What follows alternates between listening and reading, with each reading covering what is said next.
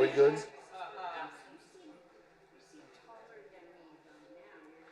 you tell us when we're ready. Thank you.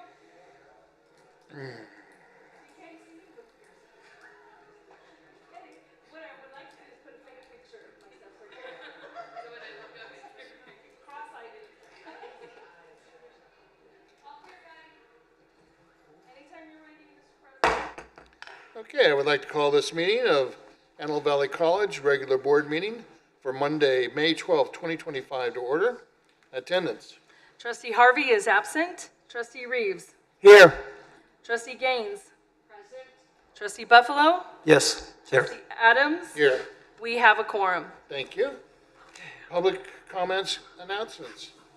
Pursuant to board policy number 2350, public comment may be limited to 3 minutes per person. All speakers who would like to comment regarding the matter on the agenda must submit a public comment card to the board president or the recording secretary before the point in the meeting at which the agenda item is called. Public comment cards are available at the information table in the boardroom, from the recording secretary, or online. At this point, we will be adjourning to closed session.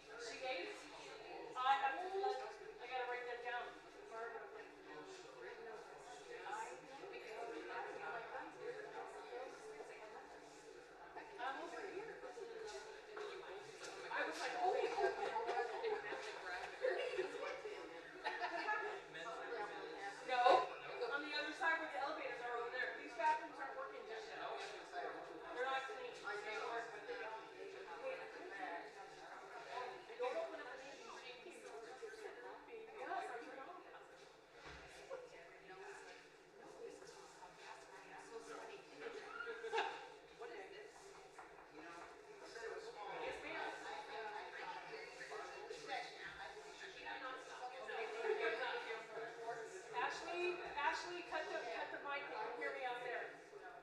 They can hear me up there. Cut the mic, please. They just texted me and told me that they can hear me. Is your mic muted? Yes. Is everybody's muted? Oh, is everybody muted? It was green light is on. No, it's not.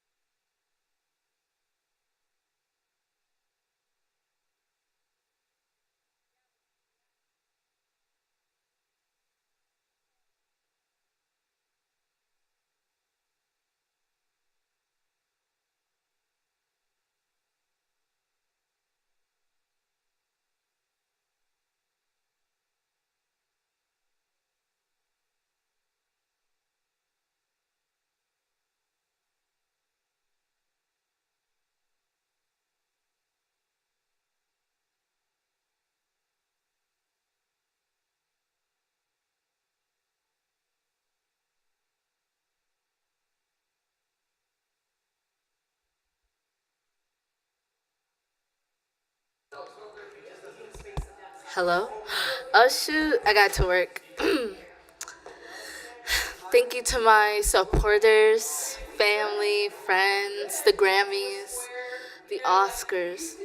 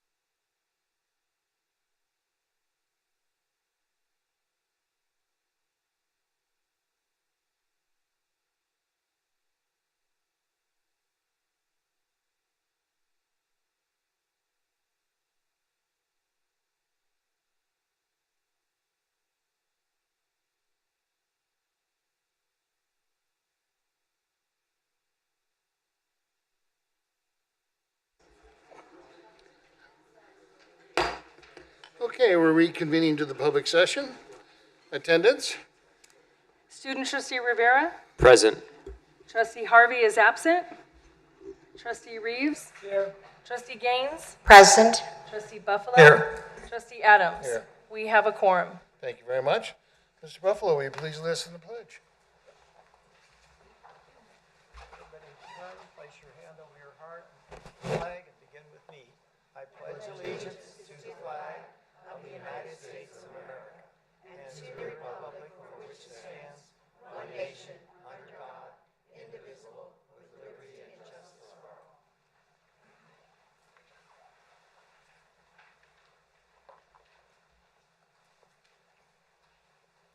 Thank you very much. I hear a motion to approve the meeting agenda. Second. Any discussion? Advice? Approve. All those in favor, please say aye. Aye. Opposed? Passes with 5 yes votes. Report of closed session action. What was that? Oh, sorry, 4 yes votes. Report of closed session action. The board took action to approve an MOU with AVC FCE, settling the effects of a layoff previously authorized by the board and authorizing the district to accept the resignation of a campus telephone operator. The vote was 4-0, with trustees Adams, Buffalo, Gaines, and Reeves in favor of the approving the MOU, and no trustees in favor of not approving the MOU. Second, the board took action to approve an MOU with AVC FCE, settling the effects of a layoff previously authorized by the board and authorizing the district to employ a program specialist, student services. Vote was 4-0, with trustees Adams, Buffalo, Reeves, Gaines in favor of approving the MOU, and no trustees in favor of not approving the MOU. Third, the board took action to approve an MOU with AVC FCE, settling the effects of a layoff previously authorized by the board and authorizing the district to employ an IT help desk assistant. The vote was 4-0, with trustees Adams, Buffalo, Reeves, and Gaines in favor of approving the MOU, and no trustees in favor of not approving the MOU. That concludes the closed session report. Public comments. Public comment announcement. Pursuant to board policy number 2350, public comment may be limited to 3 minutes per person. All speakers who would like to comment regarding a matter on the agenda must submit a public comment card to the board president or the recording secretary before the point in the meeting at which the agenda item is called. Public comment cards are available in the information table in the boardroom, from the recording secretary, or online. We do have some public comments for non-agenda items. Pamela Ford.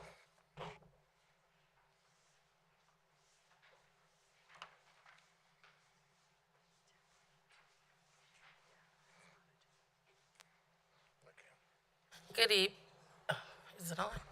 Good evening. Before I begin, Trustee Adams, I'd like to know if President Trustee Adams, I'd like to know if I can have additional few minutes, because I'm reading a statement from another classified employee. How much longer? Probably like 2 minutes. We'll give you 5. Okay, thank you. I'd like to offer a statement from a longstanding classified employee with over 2 decades of experience at Antelope Valley College, whose insight reflects a deep commitment to our campus and community.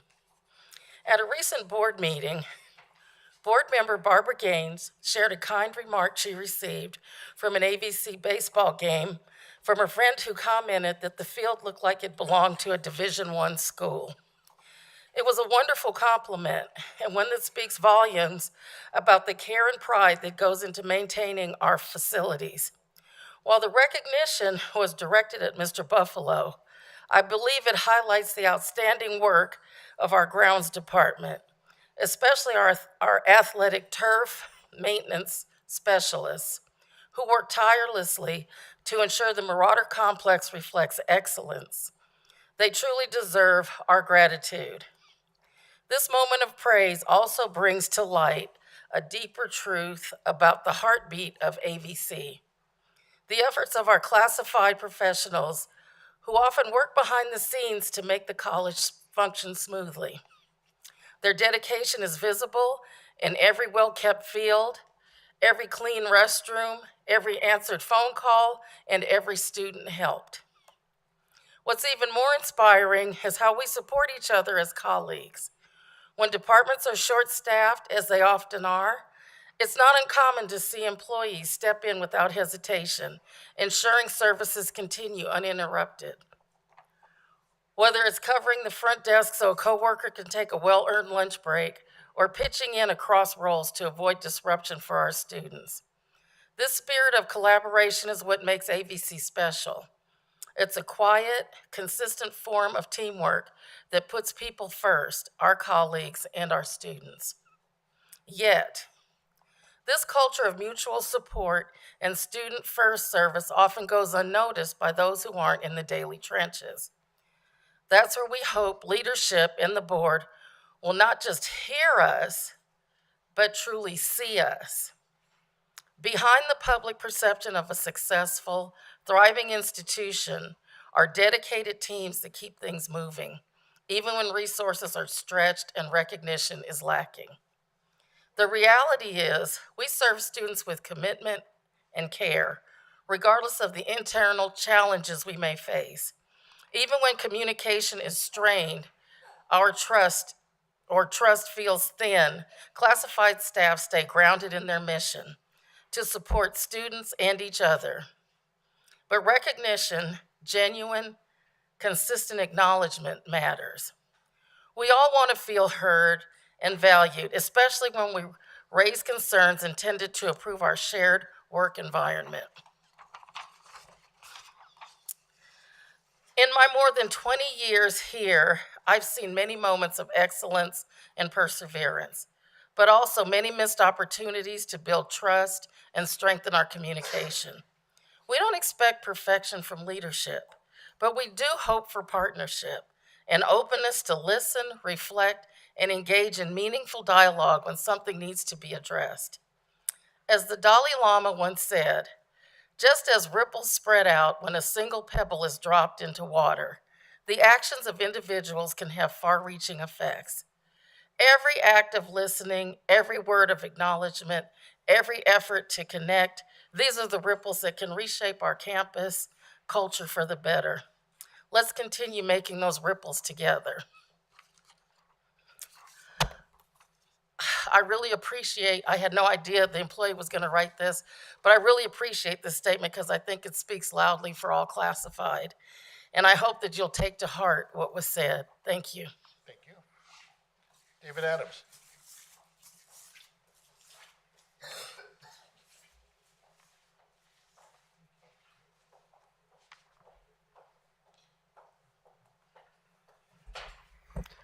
Good evening, Board of Trustees, President Zealot. David Adams, full-time faculty, business. What an amazing evening today. We have a brand new building that we're christening. And I think it's very awesome because for the first time, at least that I can remember here, this building has many stakeholders that will be using it. The Board of Trustees, this is your boardroom, beautiful boardroom.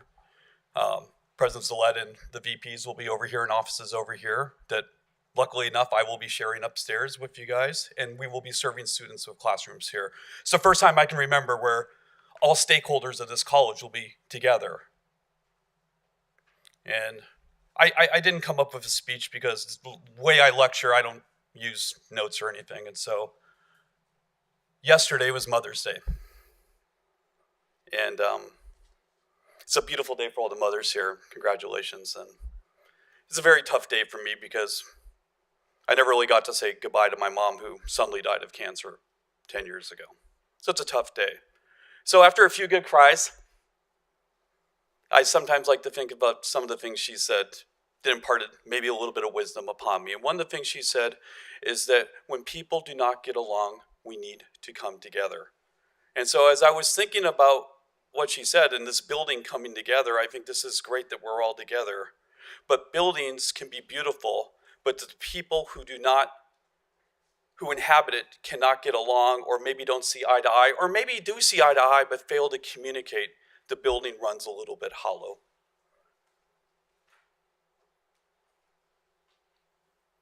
I would ask that all constituents on this campus, faculty, of which I am one, administration, the board, classified, CMS, we all do a better job of talking, of getting together.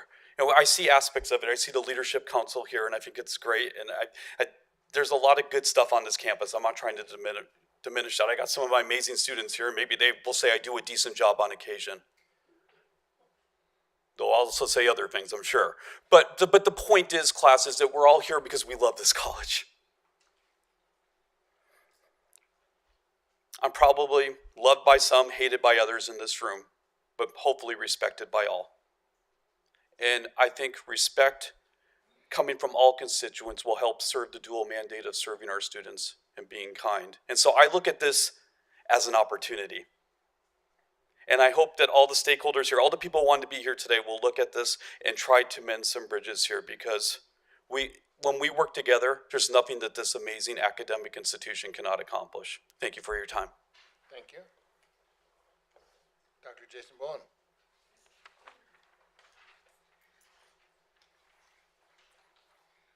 Forgive the sunglasses. I left my glasses in my office, so this is the only way I can see, but let me see if this will work. It's kind of terrible. Terrible. Nope. Ladies and gentlemen of the board, it's a beautiful building.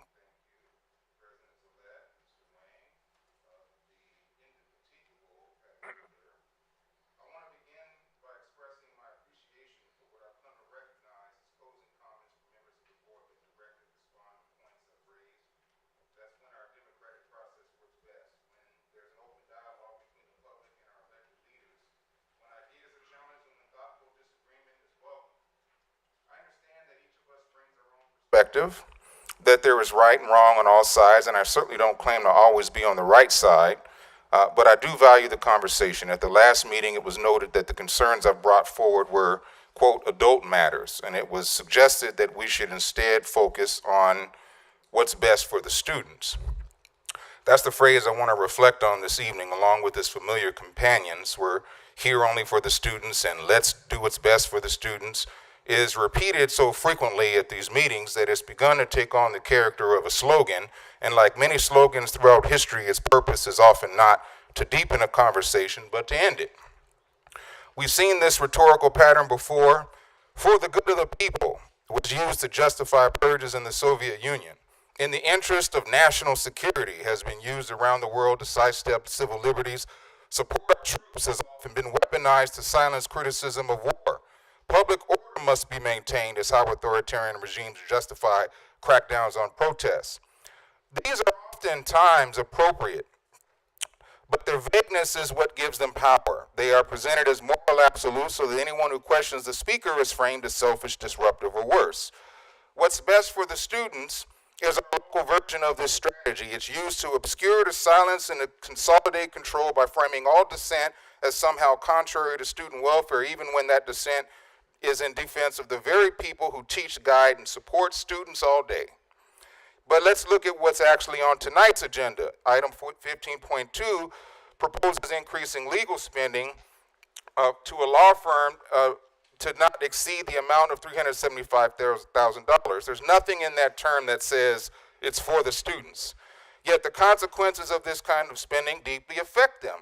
Every matter addressed at board meeting is for the students. When the district refuses to resolve matters informally and legally, when it chooses costly, drawn-out hearings over lawful, simple conversations, students lose. I missed an entire week of class because I was needed at PERB hearings, not by choice, but because the district refused to meet its legal obligations to address the issues at the lowest level that had a real and measurable effect on my students' education.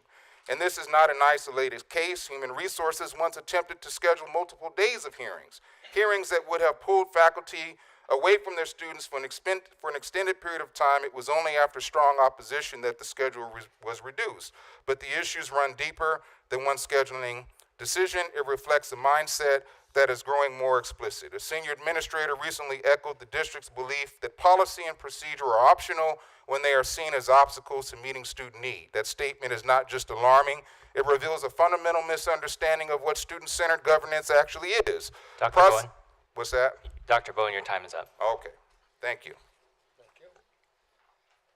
Item 11, recognition of student leaders, recognition of the 2024-2025 Associated Student Organization leaders.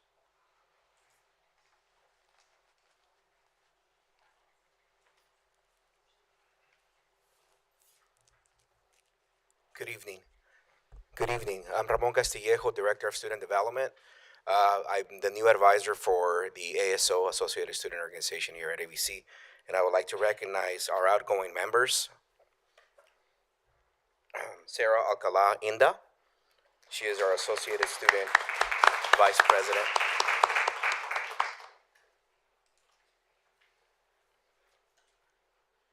Veronica Orozco.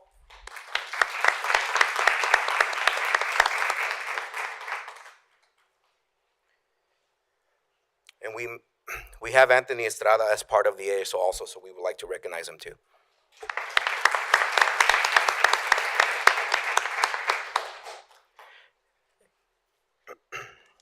Xavier Cruz Sicarios.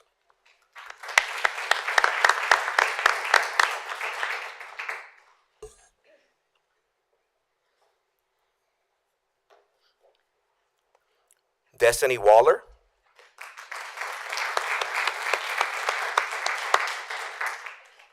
Destiny is also our new president-elect for next year.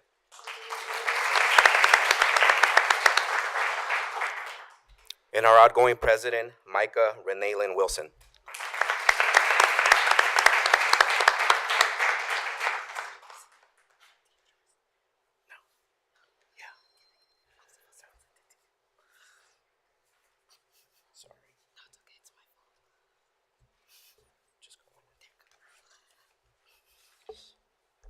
Sorry for that irregular pause, but as the outgoing president, I would like to formally recognize our amazing advisor, Ramon Castillejo, for his amazing work and dedication to the ASO.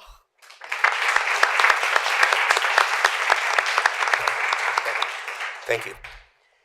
We'd like to thank all of you and invite you for the board, please stand, and all of you please come stand in front, and then Alejandro is going to take a picture. Okay, so we'll kind of do a two-tiered thing here.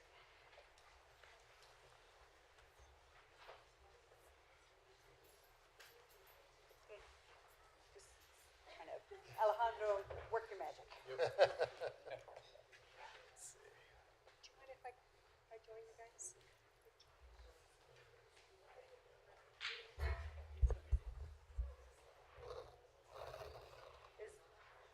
All right, I think I got everybody on 3. 1, 2, 3. You can hold it up. That's okay for Nayland. Go ahead. I'll wait. All right, very good. On 3. 1, 2, and 3. Thanks. Thank you very much.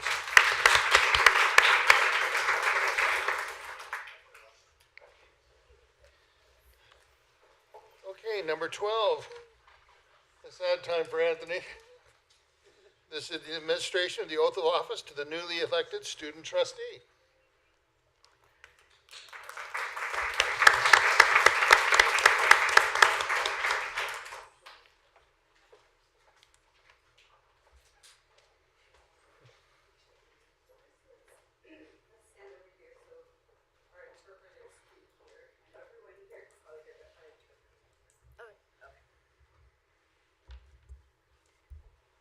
So, Christy, repeat after me. Okay. I, Christy Salazar, I, Christy Salazar, do solemnly swear that I will support and defend do solemnly swear that I will support and defend the Constitution of the United States and the Constitution of the State of California the Constitution of the United States and the Constitution of the State of California against all enemies, foreign and domestic, against all enemies, foreign and domestic, that I will bear true faith and allegiance to the Constitution of the United States that I will bear true faith and allegiance to the Constitution of the United States and the Constitution of the State of California, and the Constitution of the State of California, that I take this obligation freely that I take this obligation freely without any mental reservation or purpose of evasion, without any mental reservation or purpose of evasion, and I will well and faithfully discharge the duties upon which I am about to enter. and I will well and faithfully discharge the duties upon which I am about to enter. Thank you. and join us on the dais. Congratulations.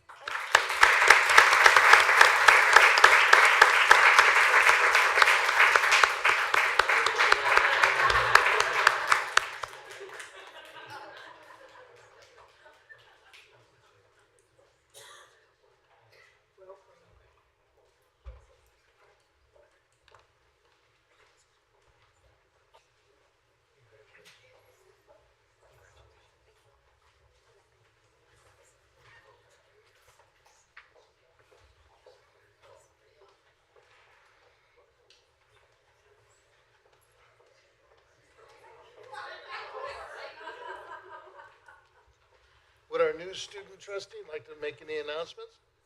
This is your one free chance before everything starts. Hello? Oh, okay. I just want to say that it's a really big honor to be a student trustee, and I hope to follow in Anthony's footsteps and do a really good job as one. Thank you. Thank you.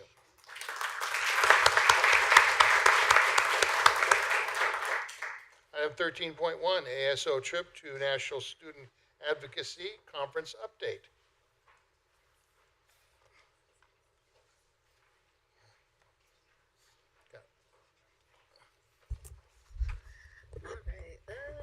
Hello? Yeah, it's all okay. So we're all going.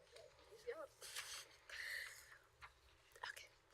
All right. So this year, what was the day? This year in March, 9 student leaders, a part of the ASO, attended the National Student Advocacy Conference in Washington, D.C. This is a conference that has been held since 1982 with community college across the entire United States. They would gather to learn how federal legislation and policy impacts their education and how to advocate for issues critical to their success and the success of their peers. This conference not only impacted me, but also the ones on my board that attended. We are all very grateful for the opportunity, and we all learned much from this trip. And one of them will continue on the next slide. Okay. Sorry. We attended workshops for the first 2 days and prepared to meet with our local representative, our Senator Sniff, and representatives. We advocate for continued federal financial aid, including FWS and TRIO programs, and the preservation of the Department of Education, and the passage of an appropriations bill. On to the third slide. Sorry, it's not on there. Oh, okay. So a part of the conference was to help prepare us to speak to our legislators, right? And if you're like me, I was pretty nervous because this is my first time. This is my first year of ASO, so we were all kind of nervous. But they did have workshops that helped inspire us and help prepare us to speak with our legislators. One of the workshops was led by Tinsha Wilgren, who is a second-year student and advocate. She saw a problem in her community and she decided to change that. And so her workshop was based off of taking action, seeing a problem and moving to take action. What she did was she met with, but she helped to develop culturally representative plush dolls in her community. She saw that there was a lack in that, and so she advocated and went to developments and as well as sorry about that. Sorry, but she helped to basically to create culturally represented plush dolls, and now they are in stores. And so during the workshops, we came together and we asked ourselves, what are problems in our communities, that in our schools, that we can help improve on? And one of the problems was counseling and advisement issues. And so a group noticed how poor academic advising with counselors, they rely too heavily on EduNav.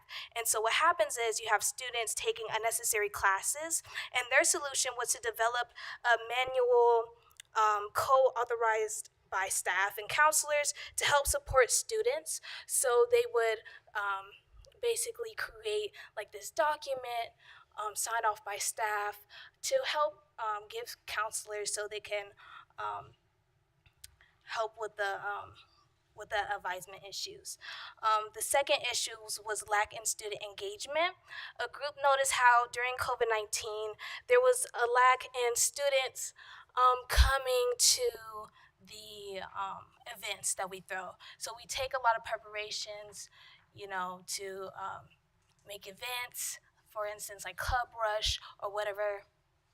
And those students, oh my goodness. Sorry. Okay. I'm nervous. Okay. Sorry. Okay. Sorry. It's my first board meeting. Please forgive me. But okay, so those students came together and decided to do social nights. So helping students who may have lost their social skills, like me during COVID, and relied during TikToks and things of that nature, and to learn how to socialize again and how to form community so they could come to campus and and socialize. Last but not least was networking through real life scenarios. So during this workshop, we learned how to take what we learned from our social skills, right, and walk around this room and figure out what problem could we help solve. So what information do we have access to that can help someone, be the answer to someone's problem. Okay, but that was kind of what our workshops consisted of. Thank you. Oh my God. So, alongside the wonderful workshops that provided insight into the sharpening of our leadership skills and advocacy skills, there was a plethora of learning opportunity. And as a double major for history and political science, being at DC was like Disneyland for me. So, DC within itself, as a location, feels like a museum, ranging from all academic disciplines and every single corner that you turn. So, the National Academy of Science and the Smithsonian as well. So I'd like to pinpoint those two institutions because they have obviously a plethora of information that is provided to students. There are primary resources at times. And they also highlight the history of advocacy and the legacy that a lot of people have left over decades. So even on our free time, we were all learning something valuable from visiting museums such as the Smithsonian or by simply visiting the Monument Hall. At the Smithsonian, my peers and I were able to appreciate the vastness of information at our hands, from the earliest humans to what our home used to be, to how we've evolved physically, socially, and technologically. The United States Capitol also provided a deep insight to this nation's history, both ugly and the beautiful, our political system, and how we've progressed and are progressing, and reminding us that e pluribus unum, out of many, one.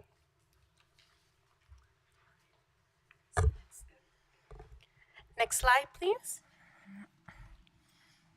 So the main key takeaway from these workshops that Destiny was mentioning was to help us prepare for our Hill visit to speak to our representatives in Congress.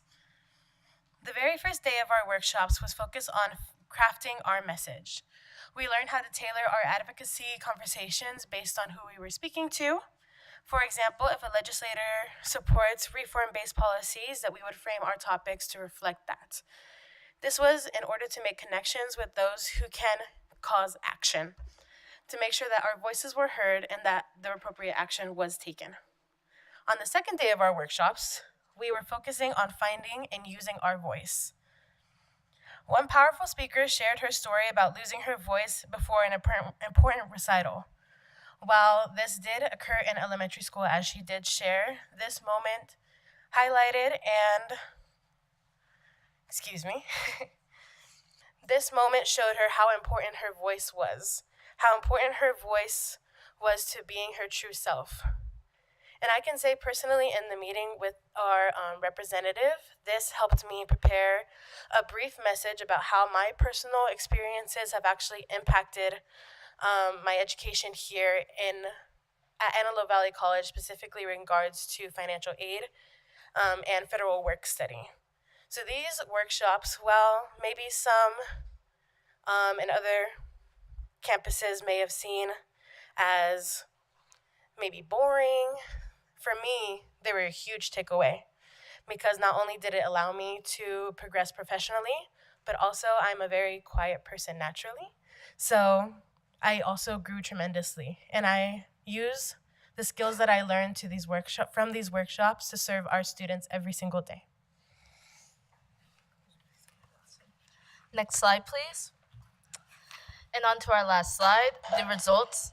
The results in this is we in ASO plan to not only use Six Experience to advocate, but to uplift others. And I can say personally that we are putting in place ways of what we talked about. We're talking to our administrative staff here at ASO, and we're also trying to reach outward. One of our vice presidents, Elena Henderson, she's working on an initiative currently to bring our local representatives to our campus college itself. She has a date planned, and right now we're just reaching out to see who can come so students can come personally to talk to that local representative. And we're also trying to each personally reach out ourselves and make some changes for students that hopefully last long term. Thank you so much for listening to us. Thank you. Any questions or comments from the board? Good presentation. Thank you very much. 13.2, Leadership Academy update.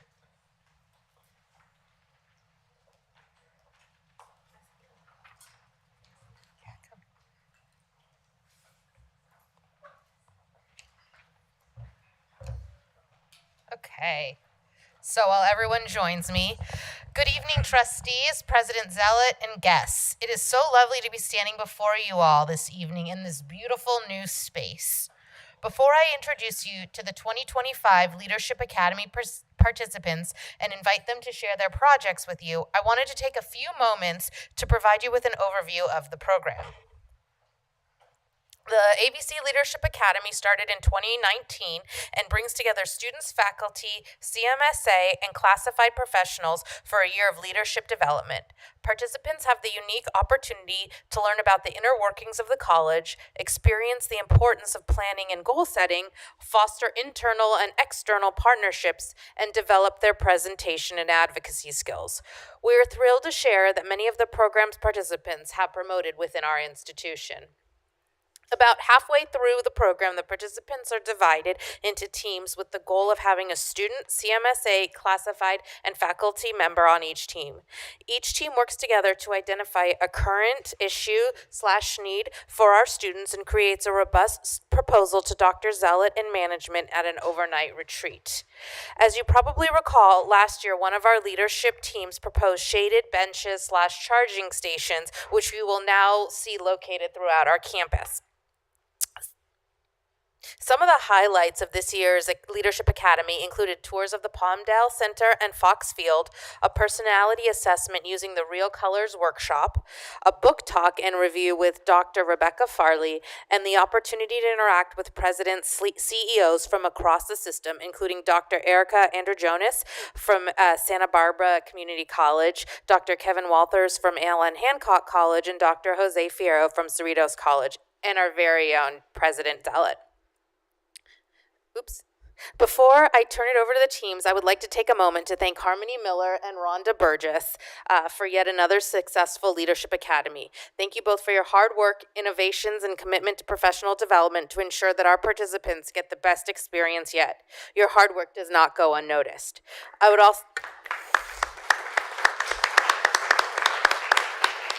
also like to give a brief shout out to Dr. Farley for her facilitation of the book talk. And finally, to President Zealot for your continued support of this important program. It's now my privilege to introduce you to the 2025 AVC Leadership Academy participants. Hello, my name is Connor Lofnicek. Hello, my name is Samantha McConnell. I'm Stephanie Oriana. Good evening, my name's Carlos Rosas. And this is our presentation about farmers markets for AVC. Our mission is to create a sustainable, accessible space for fresh local produce here at AVC. while at the same time supporting our community, local economy, and our locals' health. So we are proposing, if this project follows through, provide the farmers market on the first and third Wednesday of every May through September from 8 a.m. to 12 p.m. And that's just a proposal. Possible locations would be lots E and A4. Currently, there are only 4 farmers markets in the Antelope Valley, and we want to pride ourselves to copycat College of the Canyons, who had, sorry about that, but not that they're better, but they've been holding their farmers market for a very, very long time on Sundays at their college campus. What would this do for AVC? Provide a positive impact, support healthy living, build connections, and a greater social impact on our community.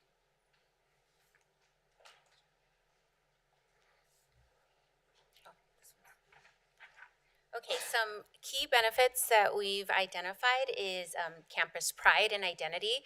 There's been a lot of new construction, this beautiful building, so we want to show off the campus to our community, the campus through campus exposure, and we also really want to engage with our community to increase enrollment in our campus for our community to recognize that they invest in us, right? And we want to educate our community and be a main pillar in the heart of our community. And I am an alumni of AVC myself and came back, and I'm now a librarian. So this place does really great, and I always say it's the best education that I've gotten through all the places that I've been. Also supporting health and wellness in our community, and with the partner that we're thinking of, they'll be accepting EBT and things like that for our students, and when you use those things at campuses, the state will give you more money to spend at farmers markets as well, and provide opportunities for students, staff, and community to connect with each other, to socialize in a vibrant setting here at the ABC campus. So our implementation plan, we want to partner with a nonprofit called Raw Inspiration. They've been hosting more than 22 years, coordinating and managing certified farmers markets. They currently are partnered with the cities of Lancaster and Palmdale, and they have experience hosting farmers markets on college campuses at USC, CSU Long Beach, and CSUN. The nonprofit selects the vendors. The vendors are fully self-sufficient. They clean up, pick up, and set up and everything. AVC just provides a space. We are thinking of teaming with the auxiliary services and the administration services for contracts, logistics, and marketing to promote the market. It's minimal cost to the campus to host the market, but some possible costs to consider include utilities, maintenance, trash, logistical support, marketing, and entertainment. Oh, sorry. Thank you very much for your time, President Zealot, Board of Trustees, and we hope that you'll support our Farmers Market project. We believe it will bring a great deal of vibrancy to the campus and bring the community together along with students, faculty, and staff. Thank you so much for your time. Thank you.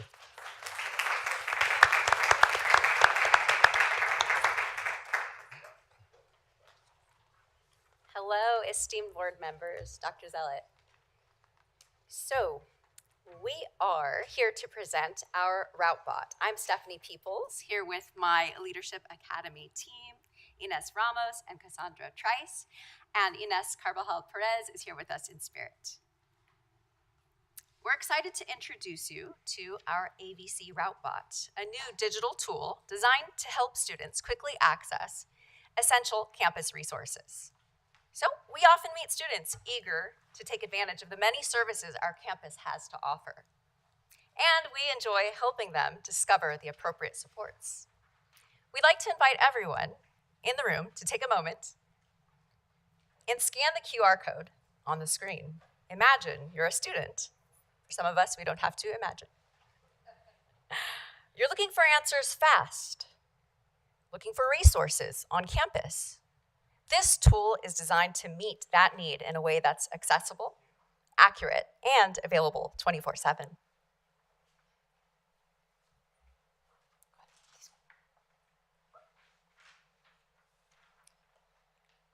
purpose of robot objective: to provide the students with quick and easy access to all available resources at AVC, helping them navigate the campus and get the support they need.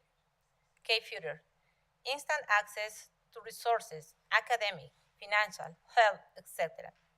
24 hours availability to assist students anytime, anywhere.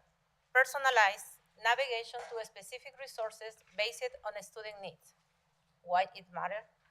Students today need fast, efficient, and easy access to support service. Robot streamlines this process, offering students a convenient way to find solutions in the real time.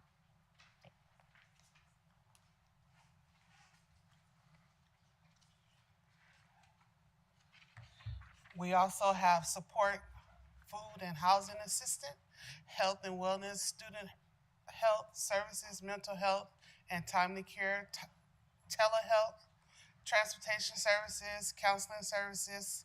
Additional resources we offer is the library and the book assistance program, job placement, enrollment, AVC Cafe, woohoo!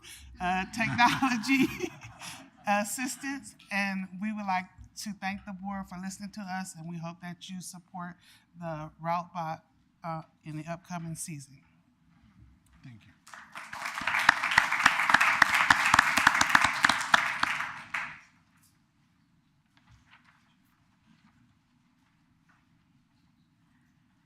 Good evening.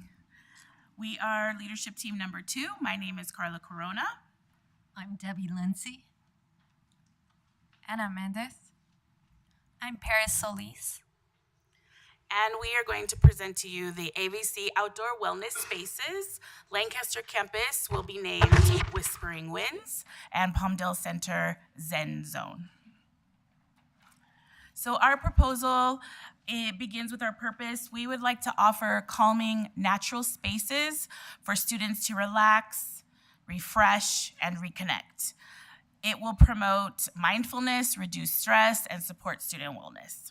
Some of the key features, there are some images there that were our inspirations, but we will also have shaded seating, native plants, water features, wind chimes. It is a no Wi-Fi zone to encourage digital disconnection in order to reconnect. We will hope for interactive art and analog message boards and student-driven design. So why is this important to AVC students? They really need our support with wellness. A Harvard research study showed that 1 in 5 students reported suicidal ideation, and that 4 out of 5 students reported that they were experiencing high stress. And this was a report over 67,000 students. 35% from a research study that was done by Gallup showed that they were experiencing stress and deciding whether they were going to drop classes or not enroll due to high stress levels. So we can support students with an outdoor space. The research shows that spending 10 to 20 minutes outdoors in nature reduces stress, reduces cortisol levels, which is a stress hormone. It also reduces anxiety and depression. It improves focus, concentration, and those are linked to academic performance. They also have the opportunity of engaging with other students and building new relationships, which is key to wellness too. As we can see, research has shown that outdoor spaces can reduce stress, anxiety, and depression. So since this is a project for students, we wanted their opinion. We surveyed the college, and they told us that out of the 77 students that respond to the survey, 82% said that yes, they would use a space for mindfulness and relaxation. They also told us that they want a quiet, comfortable space, that it's nature-based, so they can use it to relax, reconnect, and feel safe around campus between classes.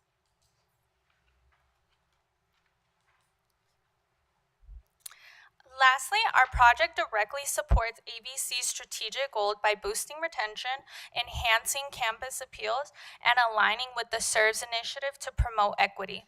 It also strengthens student pride and community engagement. With the board and president's support, we can make a lasting impact for thousands of students each year. Our team thanks you for your leadership and continuous commitment. Thank you.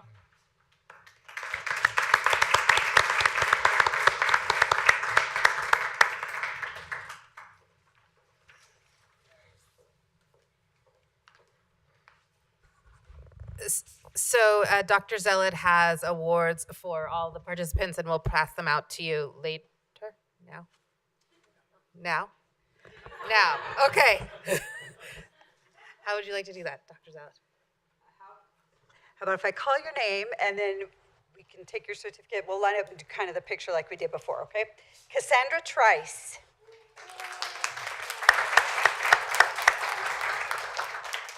And you can run that way and high five all the board members as you jump. Parasolis.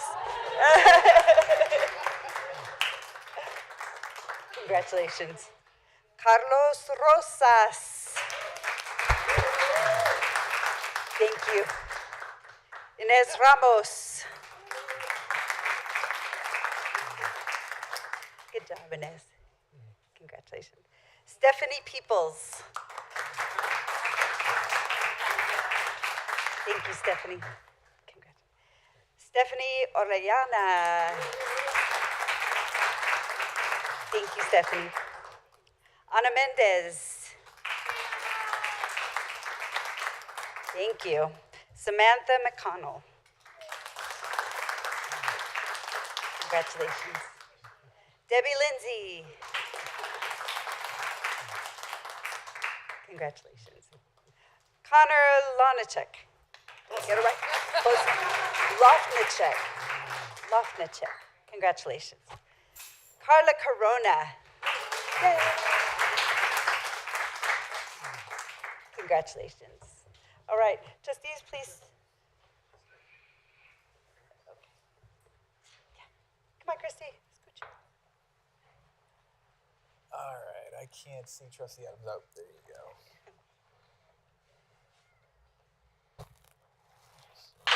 So I can get everybody here.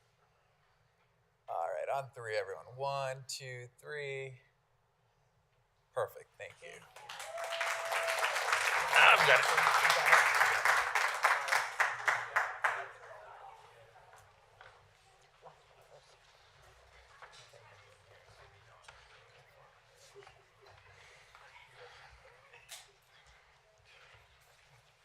All right, moving on to the consent agenda.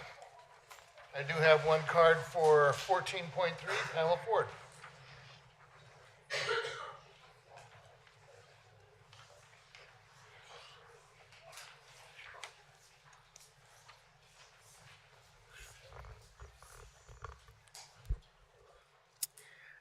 I just had a question about 14.3.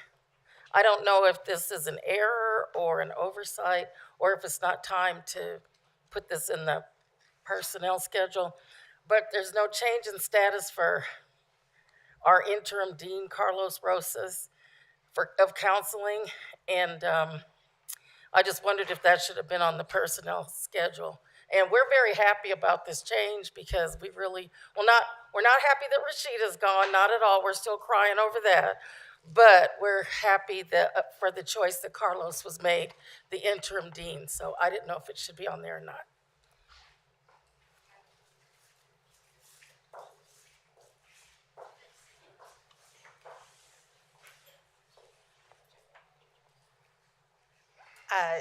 I'm pulling the agenda from March, and I will have an answer for you all shortly. Thank you. What month are we in? I meant April. Sorry. Thank you. May I hear a motion to approve the consent agenda by unanimous consent? So moved. Any discussion? Yes. Go ahead.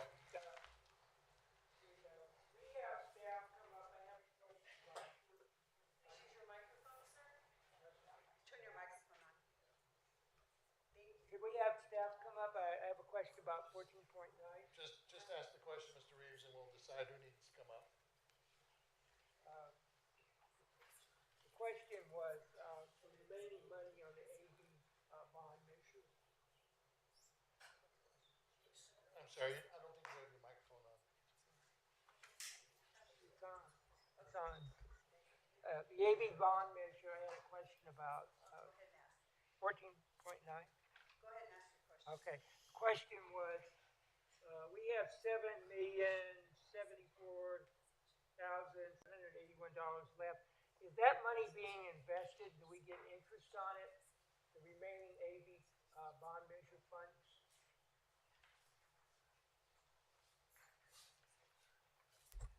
We do get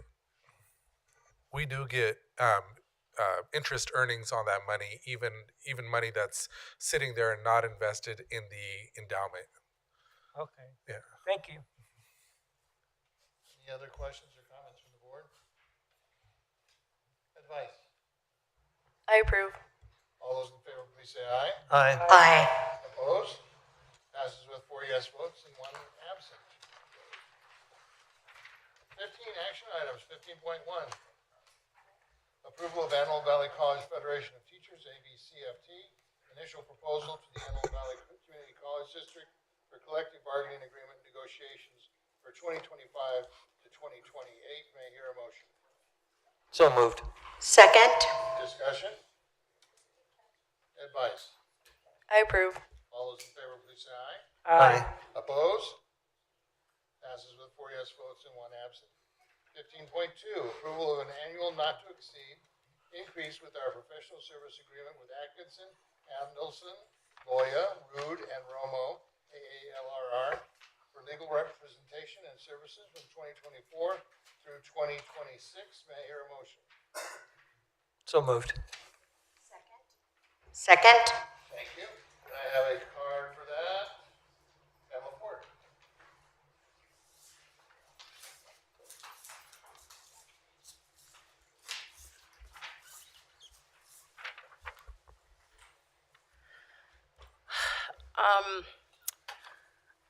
I do not agree with the extension of legal fees for punitive purposes.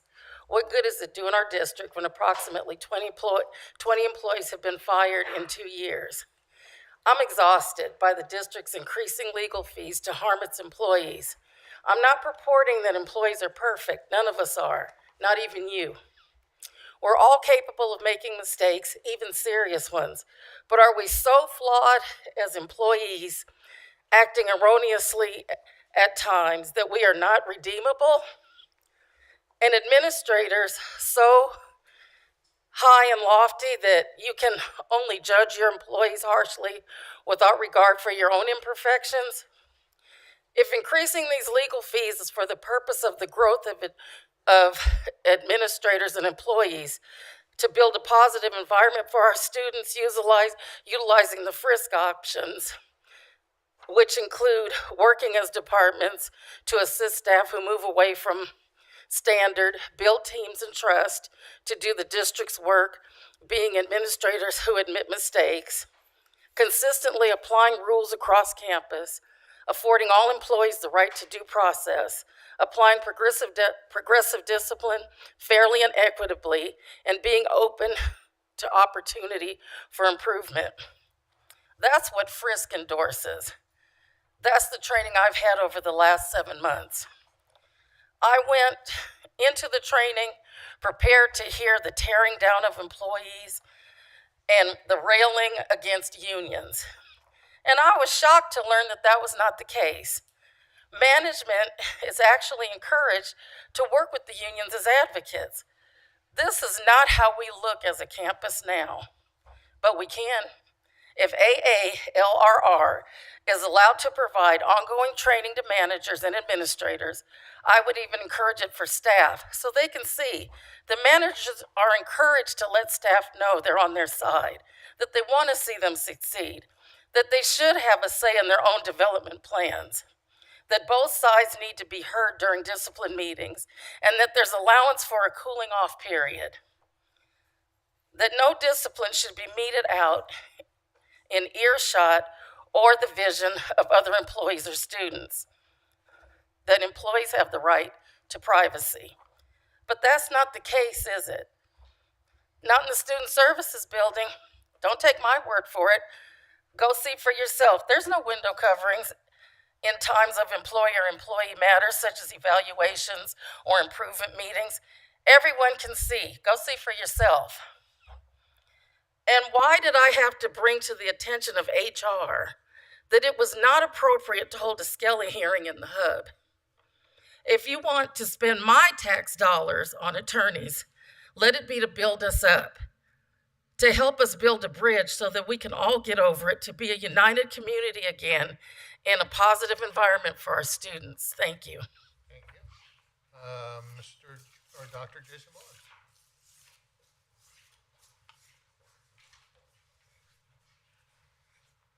Again, forgive the sunglass. Is this? No, forgive the sunglasses. I can't see without them. Every concern about working conditions, due process, legal compliance, or administrative overreach directly impacts student success, access, and opportunity. If you erode the foundation between those of us serving students, you're shaking the ground beneath the students we serve. Item 15.2 asks the board to approve an increase in legal spending with the law firm AALRR, raising the not to exceed amount to $375,000. That's a $175,000 increase from a prior agreement approved recently. Why? One answer is because the district has created a culture in which employees are viewed not as partners in service of students, but as liabilities to be managed. Instead of addressing root causes or repairing trust, we spend hundreds of thousands of dollars to defend, deflect, and delay, and the amount we've spent over the last several years is likely in the millions of dollars. But let's imagine for a moment what $175,000 could do if we had a culture that truly valued students and the employees who serve them. With that funding, we can offer $1,000 scholarships to 175 students. We could provide $2,500 emergency grants to 70 students struggling to pay rent or buy groceries. We can fund paid work-study positions instead of laying students off for 50 students across campus, giving them valuable experience and a paycheck to offset tuition costs. We could double the size of our basic needs program or expand mental health services. We can invest in supplemental instruction, tutoring, student research, faculty innovation grants, or direct classroom support. All of these would have an immediate and measurable impact on retention, completion, and student well-being. Instead, that money is going to law firms that profit from conflict that in many cases could have been avoided if the district has simply chosen conversation over confrontation. Legal counsel has its place, but when it becomes a substitute for leadership, when every issue becomes a legal strategy instead of a human conversation, then we've lost our way. A college that constantly finds itself in legal entanglements is not one that's functioning well.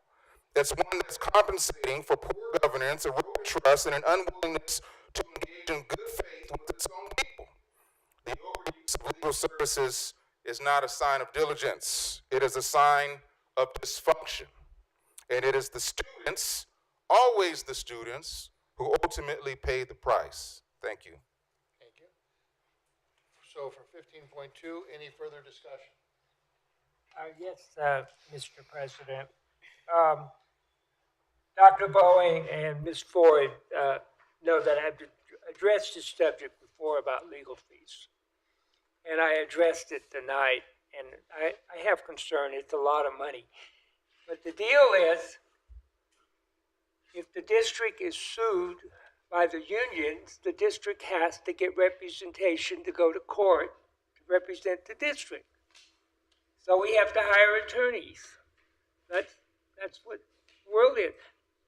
We would hope we could solve things before they went to legal, but unfortunately sometimes they don't. So the district has to hire attorneys to represent the interests of the district. And in order to do that, we have to hire law firms. So that's why we're stuck with these legal cases. Simple. Thank you. Thank you. Any further discussion? Advice? I abstain. All those in favor, please say aye. Aye. Opposed? Passes with 4 yes vote and 1 absent.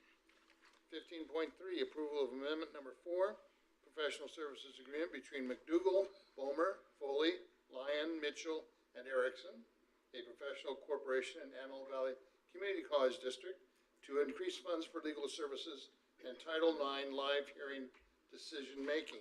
May I hear a motion? So moved. Second. And we have a card on that one, Dr. Bourne.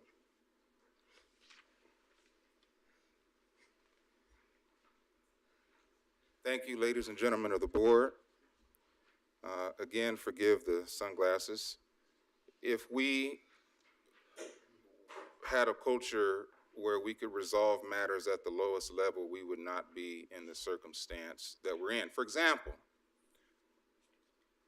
from what I am aware of, we see the end of the light of the tunnel with regards to the calendar PERB, but that was not a matter that needed to get this far to begin with. That predated President Zillette, but there were many individuals who shared what the law was, but the board decided to ignore that, and so we have the current circumstance. So a lot of I would say all of them could be resolved at the lowest level without needing litigation.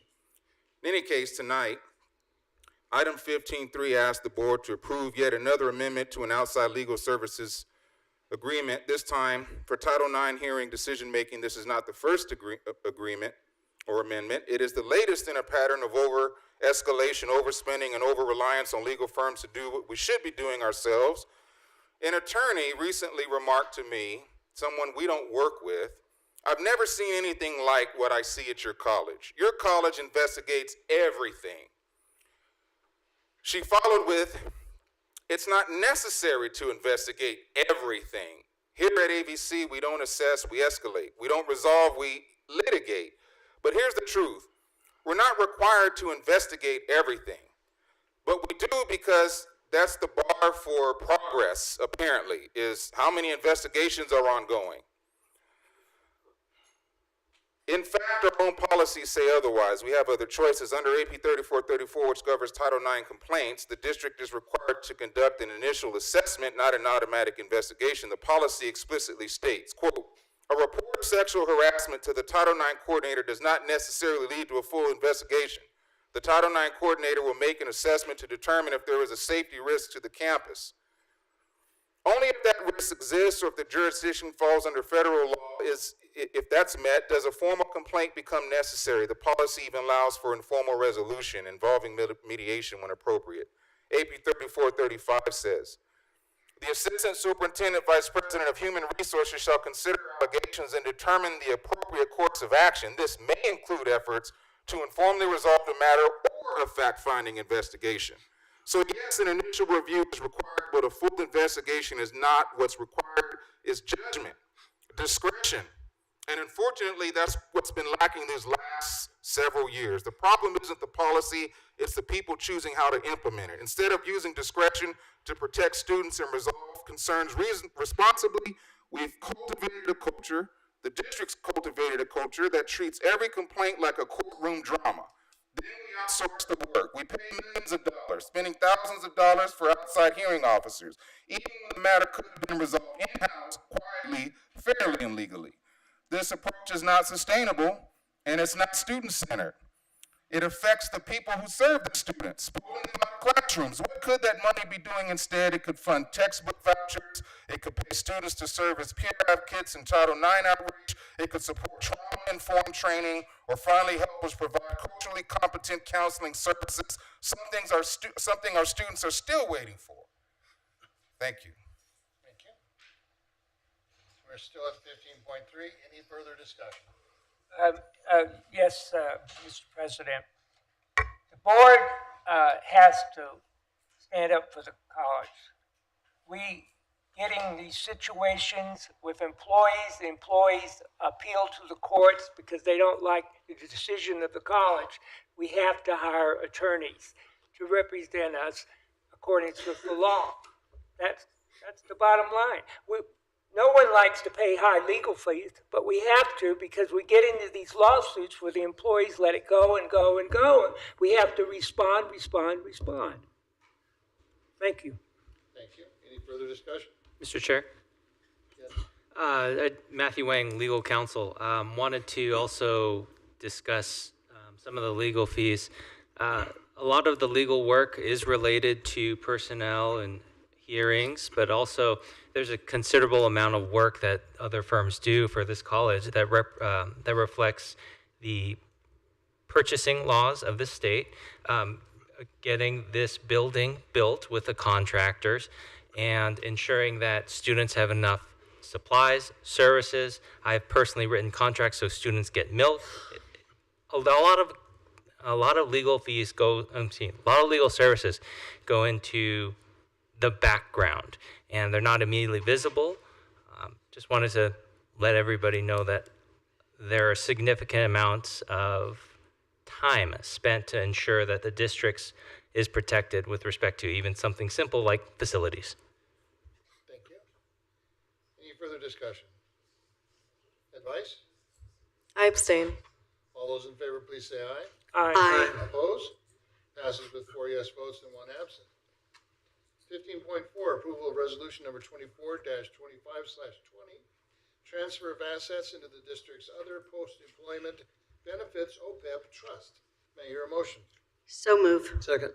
Discussion? Advice? I approve. All those in favor, please say aye. Aye. Opposed? Passes with 4 yes votes, 1 absent. 15.5, approval of resolution 24-25/21, declaring the week of May 18th to 24th, 2025 as classified school employee week. May I hear a motion? So move. Second. Discussion? Advice?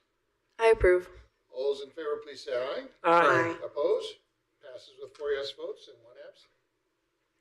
15.6, approval of resolution number 2425/22 for authorization for internal use of mobile welding trailer. May I hear a motion? Move approval. Second. Discussion? Advice?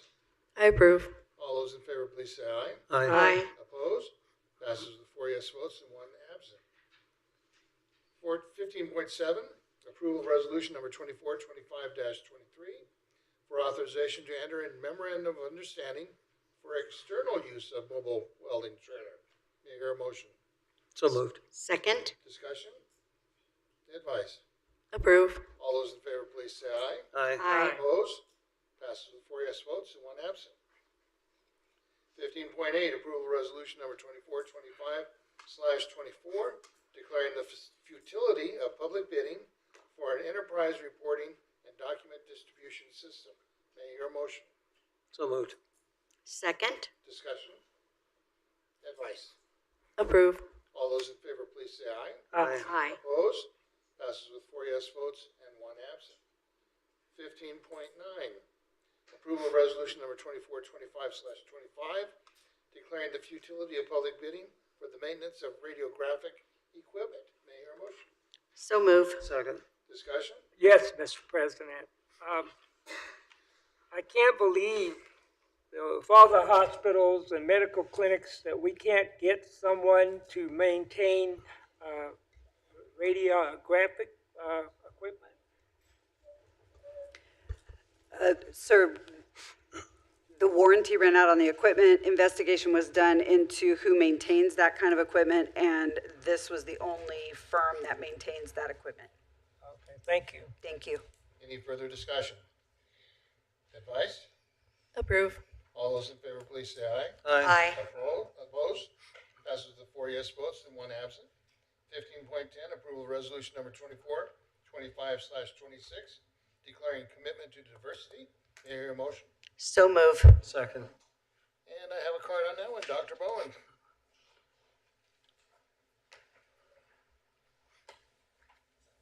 Again, I apologize for the sunglasses. I support the most qualified person for a job. Whether that be a black man, a white woman, a non-binary Latinx applicant, an indigenous two-spirit individual, a Middle Eastern lesbian, an Asian American bisexual woman, a transgender black woman, a South Asian non-binary person, an African immigrant, a white man with a disability. The list is very long because humanity is so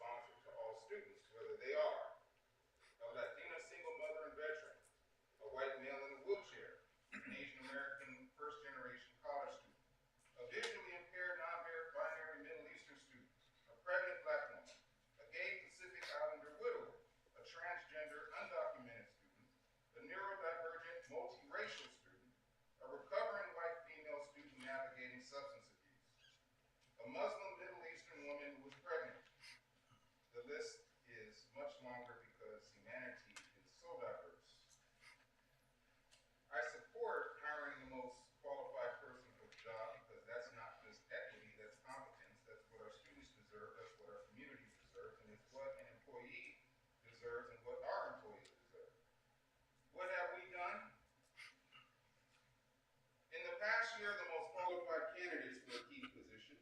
A woman of color, a man of color, and a white male were all passed over. In each case, the person selected did not bring comparable qualifications or lived experience. A year prior, a black man with an overwhelming amount of community support and clearly superior qualifications was also passed over. What did we choose? Well, we didn't choose merit. We didn't choose the students. We chose comfort. And we are all living with the consequences of that comfort. Departments are struggling, morale is sinking, students are being underserved, and as difficult as it is to admit, it's getting worse. We're voting tonight on a resolution that I support, that says all the right things. We voted on the same one almost exactly a year ago. The words haven't changed, but nothing about our practice has either. I support this resolution, but if we are to pass it again, perhaps I'm mistaken in what's actually being voted on, but May 13th of last year, it was the same thing. But if we're to pass it again, let us live by it. Thank you. Thank you. We're on 15.10. Any further discussion? Yeah, yes, Mr. President. I want to know who wrote up the statement that we're going to vote on. Dr. Bowen is correct in that this is the statement that this is the statement that the board has approved. It's an annual approval and a re-endorsement of the board's position. So who wrote it? I don't know, sir. I was not here when the board first. Okay. Well, I have a couple comments. I said that the first time we voted on this, that AVC has gone out of its way in diversity. This was in the budget papers that were submitted with our agenda. And here's some of the figures. AVC spends $1,607,000 on California College Promise. AVC spends $2,145,000 in disabled student services. We spend $3,251,000 on student equity. This college is committed to diversity. I don't want this to be a reflection that we're not doing something. We are doing something. I support it, but let's be clear, this college is committed and doing something. Any other discussion? Advice? Approve. All those in favor, please say aye. Aye. Opposed?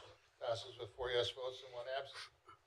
1511, approval of resolution number 2425-27 for authorization for delegation of emergency action for Child Development Center restoration. May I hear a motion? Move approval. Second. Discussion? Advice? Approve. All those in favor, please say aye. Aye. Opposed? Passes with 4 yes votes and 1 absent. 1512, approval of school affiliation agreement between Antelope Valley College and AV Lung and Sleep Institute. May I hear a motion? So moved. Second. Discussion? Advice? Approve. All those in favor, please say aye. Aye. Opposed? Passes with 4 yes votes and 1 absent. 1513, approval of memorandum of understanding between Kaiser Permanente and Antelope Valley Union High School District for the use of AVC RN Simulation Lab. May I hear a motion? So moved. Second. Discussion? Advice? Approve. All those in favor, please say aye. Aye. Passes with 4 yes votes and 1 absent. 1514, approval of university services agreement between the Regents of the University of California on behalf of its UC Davis Center for Integrated Computing and STEM Education and Antelope Valley Community College District for the Girls in Robotics Leadership Ujima Girl using the UC Davis C-STEM Ujima Girl curriculum and Antelope Valley Community College's districts, equipment, staff, and facilities. May I hear a motion? So move. Second. Discussion? Advice? Approve. All those in favor, please say aye. Aye. Opposed? Passes with 4 yes votes and 1 absent. 1515, approval of services agreement between Outfront Media Incorporated and Antelope Valley Community College for billboard advertising to promote Antelope Valley College. May I hear a motion? So moved. Second. Discussion? Yes, Mr. President. Last time we voted on this, I asked if there was a survey to determine how many students were affected by the billboard advertising that caused them to go to AVC. And we were promised that the stats would be provided to show that these billboards are really functioning like they should.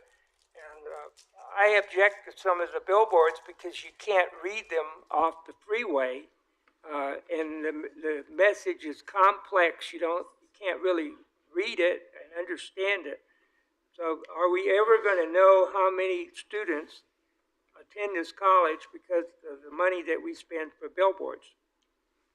President Zalet? Yes, sir. That's actually the perfect segue. We actually, I'll give you some of the stats that you asked for.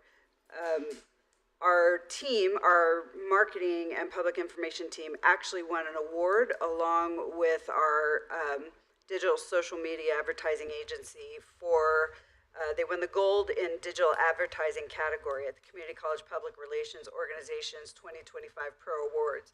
And here's the award recognizes AVC's digital and social media campaign from 2024, and that includes the billboards as well. We had 8 million impressions, 85,000 clicks, and 11,000 conversions, including clicks to apply now. Some of this came from the digital ads, but we also have the websites on our billboards and things like that. And so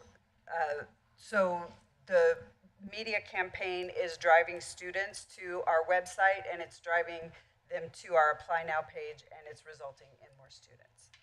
But we don't have any numbers, specific numbers, do we? I just gave you some numbers, but I could get you some more if you'd like. Like 8,000, 10,000, something like that, that would show that it's a big impact, or is it just a small number of students? I can get you more discrete numbers broken down in more specific categories, but the award for the whole media campaign, they were awarded the gold medal based on the enormous response to the campaign. And so it's effective, and it is driving students toward our enrollment pages. Oh, okay, thank you. Yes. Any further discussion? I wanted to ask what languages the billboards are going to be posted in. Our billboards are already posted in both Spanish and English, and it's determined based on largely the region that it's in and the population in that area. Thank you. Any further discussion? Advice? I approve. All those in favor, please say aye. Aye. Opposed? Passes with 4 yes votes and 1 absent. 1516, approval of contract renewal with Lamar and Antelope Valley College for billboard advertising in support of the 2025-2026 enrollment campaign. May I hear a motion? So move. Second. Discussion? Advice? Approve. All those in favor, please say aye. Aye. Opposed? Passes with 4 yes votes and 1 absent. 1517, approval to award RFP number AVC 2024-2025-4 for a student health services provider to Bart's Altadena Community Health Center. May I hear a motion? So move. Second. Discussion? Yes, Mr. President. Does this mean we're going to have a health center on campus? Yes, sir. We actually already have the facilities and the staff under Dean Jill Zimmerman. Thank you for your work. They've been working hard to get a contracted agency in there to offer more complete health services for our students. Any further discussion? Will the current student workers that are currently employed at the student health center be able to work there? Yes, they will. Okay, thank you. Any further discussion? Advice? Approve. All those in favor, please say aye. Aye. Opposed? Passes with 4 yes votes and 1 absent. 1518, approval to utilize the Foundation for California Community Colleges Administrative Services agreement with Fastenal Company for the purchase of maintenance, repair, and operations, supplies, and related services. May I hear a motion?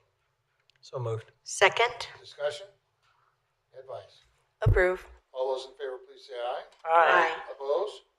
Passes with 4 yes votes and 1 absent. 1519, approval of amendment number 2 to services agreement between Kruger Benson Zimmer Architects and Antelope Valley College for the landscape access points and campus pathway upgrade, number 23-015, with scheduled maintenance funds. May I hear a motion?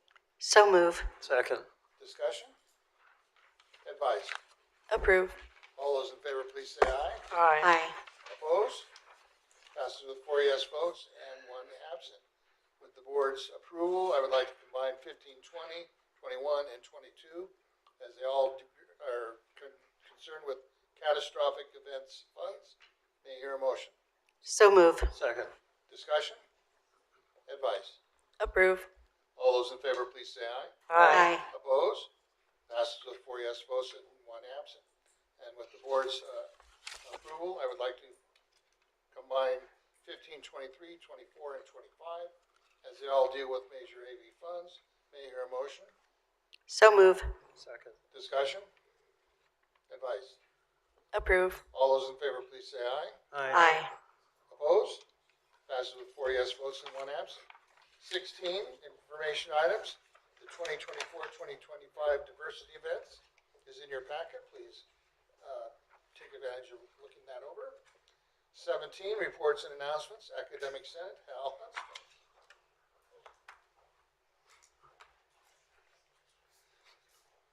Good evening, trustees, President Zealot, Mr. Wang, Ms. McClure. I do want to, before I really begin, extend a special welcome to our new student trustee. Congratulations and welcome. Tonight, I really want to sort of have a theme that's around collaboration. And I don't know about you all, but I really enjoyed hearing from the students in their trip to the conference, and then also from our Leadership Academy participants. To me, that was a great example of the ways that we serve students and that we work together to do that. This time is the time of year when we're looking forward to graduation. Faculty especially, this is our favorite time of year, not only because we're going to graduate, but of course because we're almost done with the semester.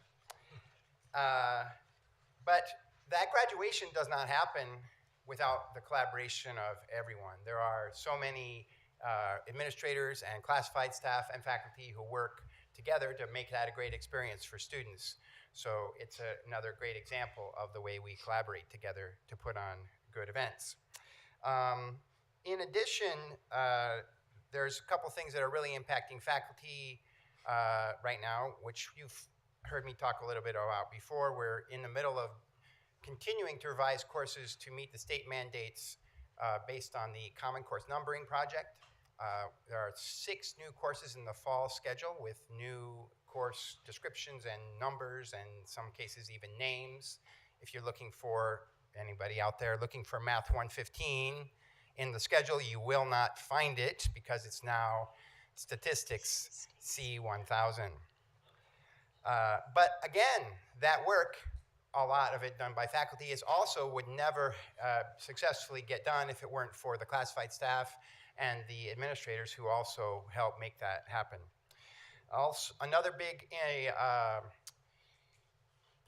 project that's in progress is the Credit for Prior Learning project, which is a big mandate from the state that faculty are definitely involved in heavily, but also, again, there are so many different pieces to this. This is really a big benefit to our veteran students and other students coming to the college with lots of past experience, work experience that can help them further their educational goals. Wouldn't happen if we didn't have lots of folks making it happen. And I expect you're going to see some board policies because we need to update them to help make the process smoother for students. My last one is I want to, and I think I have a couple of pictures here. Earlier tonight, there we go, one. Just stay right there for the moment. Earlier tonight, you approved a resolution for the external use of the welding trailer, AVC's welding trailer, yeah. But this is an internal use of the welding trailer at the Poppy Festival on the AV Fairgrounds. There's a couple others. We also have, if you don't mind going forward there, to see the race car that we have and the Marauder Racing trailer. And I think there's one more. There you can kind of see there's a little bit perspective on the car with the welding trailer, and of course the car trailer on the right, and the rest of the fairgrounds there in the background. This is, again, something that would not have happened without a big collaboration. During the event, we actually learned that many in the community were not even aware that programs like welding and auto body even existed at the college. And the response was really great. People who were there said that the only real detractor to having more, there were people sitting in the car, they were walking in and out of the trailer, seeing all kinds of stuff. The weather was a little rainy, kind of kept people away, but otherwise it was a tremendous response. Would not have happened without the dedicated work of many AVC employees. I especially want to recognize instructional assistants, Anthony Diaz and Pedro Mejia, working alongside welding faculty Travis Lee and Caleb Healy, and auto body faculty Tim Sturm. Jen Nguyen from the Office of Aerospace, Industrial Arts, and Applied Technologies also needs special recognition for her contributions, along with the interim dean, Mulvaney Trask. Several AV students also volunteered their time to be there and help represent the college with our community. Similar, by the way, if you're interested in seeing something like this, it's going to happen again at the Palmdale Block Party on May 15, on this Thursday, so you can go and see the welding trailer for yourself if you haven't already, or if you just love it so much that you want to see it again. So again, I really want to echo some of my colleague Pam Ford's statements about the importance that classified staff, because none of this would happen without them. And you know, we work together with them, as I know administrators do as well. So with that, I'm going to say goodnight and thank you. Thank you. Antelope Valley College Federation of Teachers, Dr. Jason Bowen.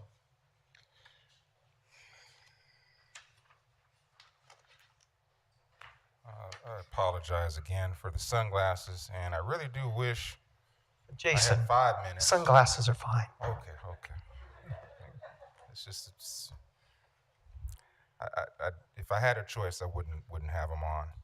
I wanted, first of all, I'd like to thank the board for this beautiful boardroom, for the building, for your support. It's going to go a long way in increasing the prestige of the college, and it's a source of pride for the community. I did want to comment on some comments, so I'm looking for my comments. Not every matter, most matters do not require the involvement of attorneys.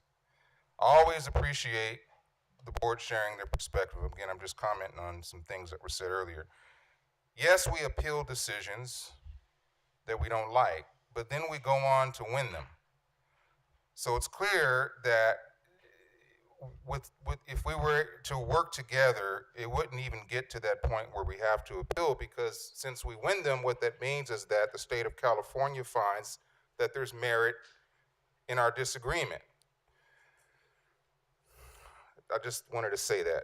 The next thing I want to share is I had a conversation with someone earlier today, and she was asked the question by a judge in private. Why would you want to go back to AVC when they don't want you? That's what the judge said to her. She gave a response which I won't repeat because that's private for her. I shared with her what I would have said to that question. I would have said, first of all, those who don't want me are visitors. They're the visitors. Administrators who contributed to violating her rights where she's in the situation she is, you're a guest in our home, my home. I've been here 13 years.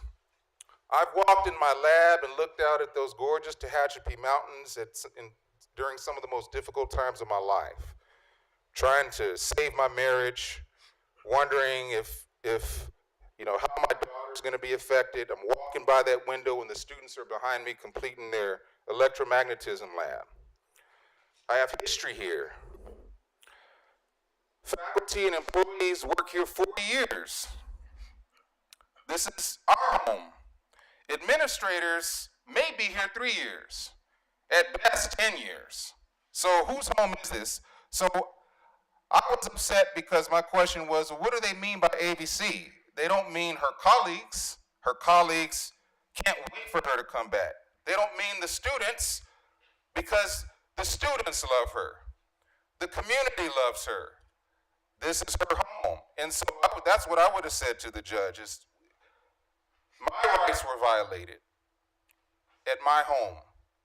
The law was not followed, and I've shared with you the violations, the Title V violations, the Education Code violations, the board policy violations, the collective bargaining agreement violations. She's gonna get her day in court, and she's gonna win. And when she does, I'm gonna have a whole lot more to say and talk about. Antelope Valley College Federation of Classified Employees, Pamela Ford.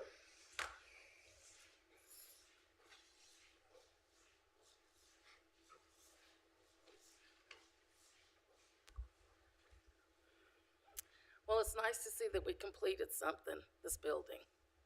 And it is a nice building, but I like ours better.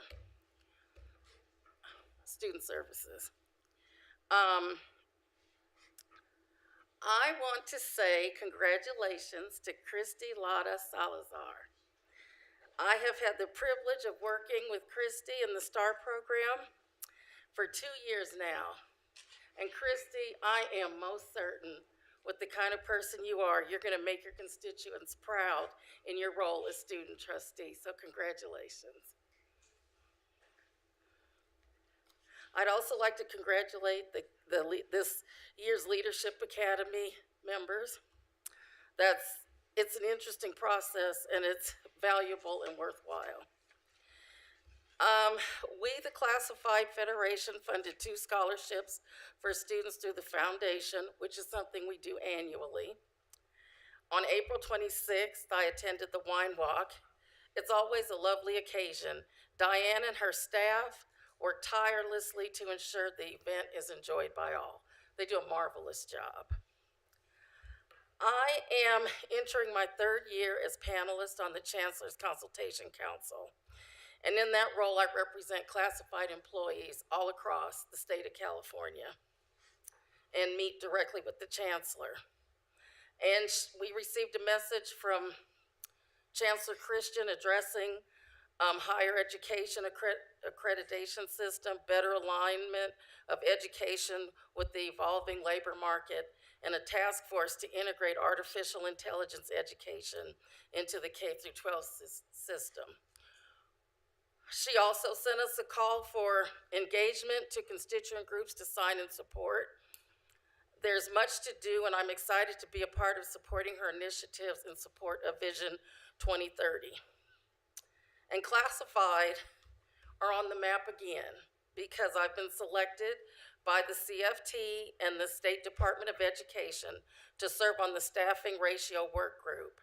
The work from this group will be sent to the state legislature to ensure staffing levels. I've reached out to the district for an accurate list of all classified positions and job families to ensure all classified positions here at Antelope Valley College are accounted for. In addition to this, I will be requesting the district staffing ratio, if we have one.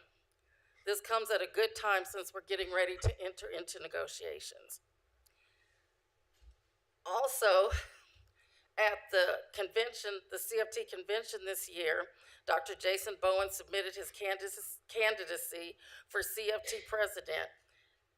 His speech, which addressed the slate voting and ignited a stir in the attendees and caused them to rethink their votes, creating an upset and managed to receive a few thousand votes. This is not the end for Jason, but the beginning, because he wants to see change within the organization that reflects support and strong representation at the local level.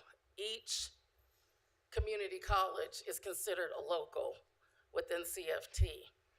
And the reason why there's an interest in this is because I agree that there's a lot of spending on both sides for legal fees, which is totally unnecessary. But what we need is to find a way to work together. And that's why I addressed earlier about the FRISC training, because it is valuable for all employees.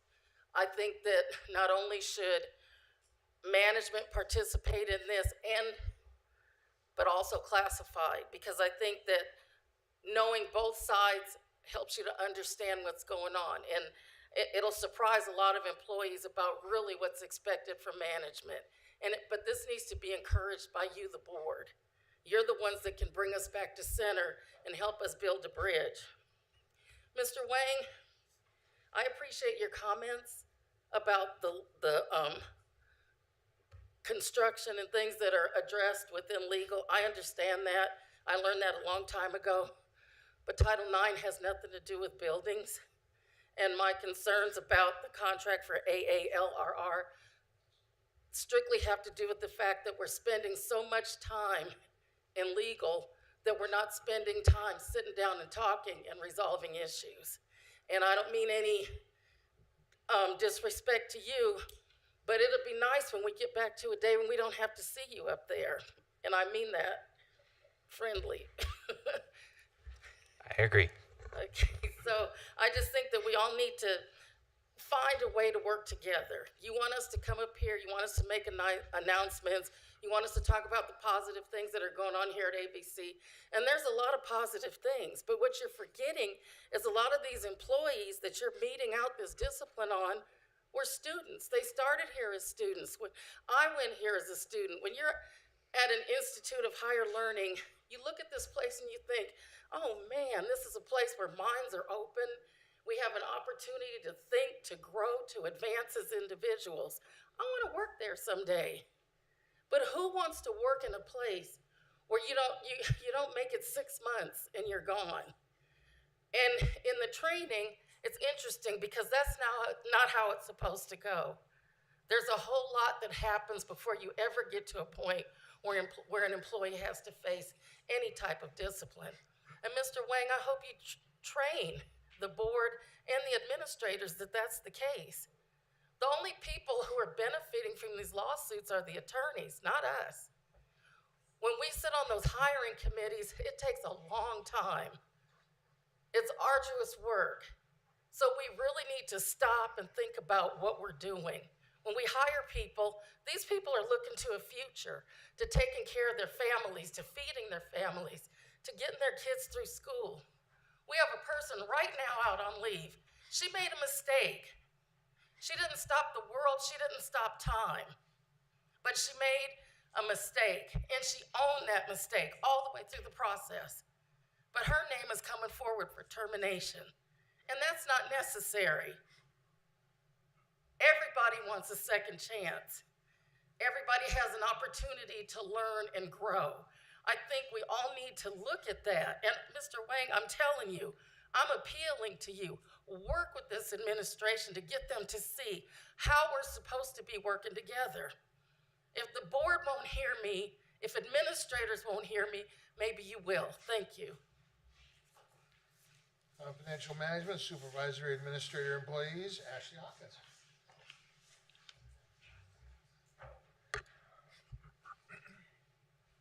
Good evening. Yeah. Good evening, members of the board, President Zealot, and colleagues. I also want to say congratulations to Ms. Salazar. I've had the pleasure of working with her as well. The women that were sitting behind me when you got sworn in were asking, what was her name? What was her name? And I turned around and told it, and I said, you won't forget it. She's such a rock star.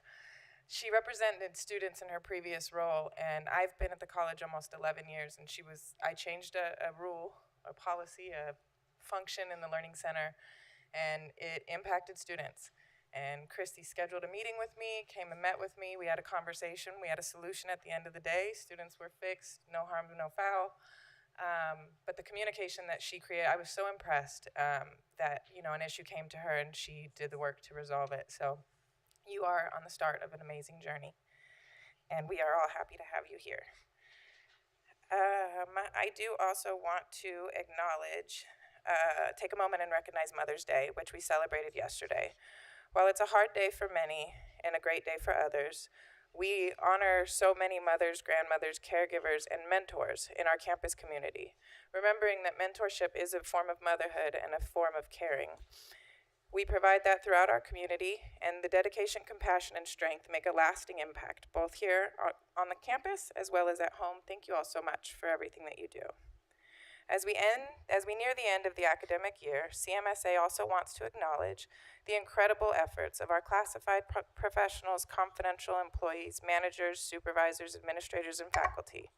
This time of year brings its own sets of challenges, from finalizing programs and services to preparing for graduation, closing out budgets, supporting our students through the finish line, and getting all of those pre-commencement celebrations underway. Yet through it all, we all continue to show resilience, leadership, and an unwavering commitment to student success. We are truly proud of the collaborative work effort happening across campus and remain focused on continuing professional development, echoing what Pamela said, more training can only help, advocating for the needs of our members, and supporting the college's mission.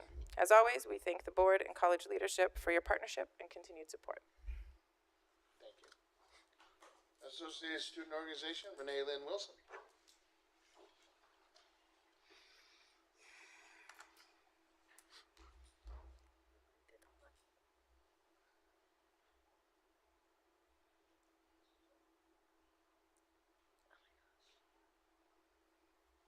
Sorry.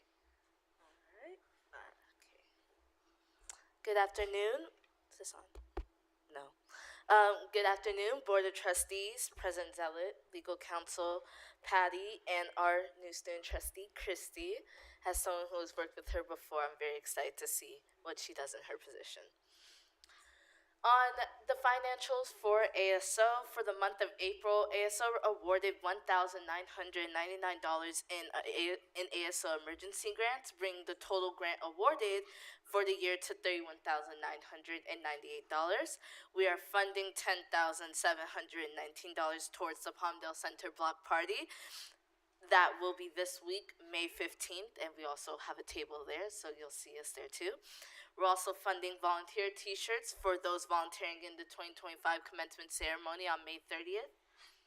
And for some events that were happening in ASO or are coming up, we had our elections that were held April 22nd to the 24th. And we gained 6 new members for the 2025-26 academic year and a new student trustee. May is also Language Celebration Month, and ASO will be hosting several events this week to celebrate and raise awareness. I am specifically looking forward to the multilingual language panel that I will myself actually be participating in. It is this Thursday. And yes, we have students and faculty that speak other languages than English, and you are all also invited to this event. May is also AAPI month, and ASO will also be hosting a AAPI trivia game tomorrow, May 13th, in the ASO space in the hub. And our annual leadership luncheon will be held on May 23rd in the Fine Arts Club, where we will celebrate the active clubs, recognize our current ASO members, and be welcoming the new elected members. As a final thought, as we recognize individuals and teams that made this new building possible today, I also want to highlight and thank the blue-collar workers who physically worked on the building, the ones that worked countless hours under the hot sun and the cold wind, the workers that made the meeting in this building possible. Thank you all. As it is my last board meeting, it's been wonderful to work with everyone in this room, and I am honored to introduce the next person who will be doing these reports, President-elect Destiny Waller.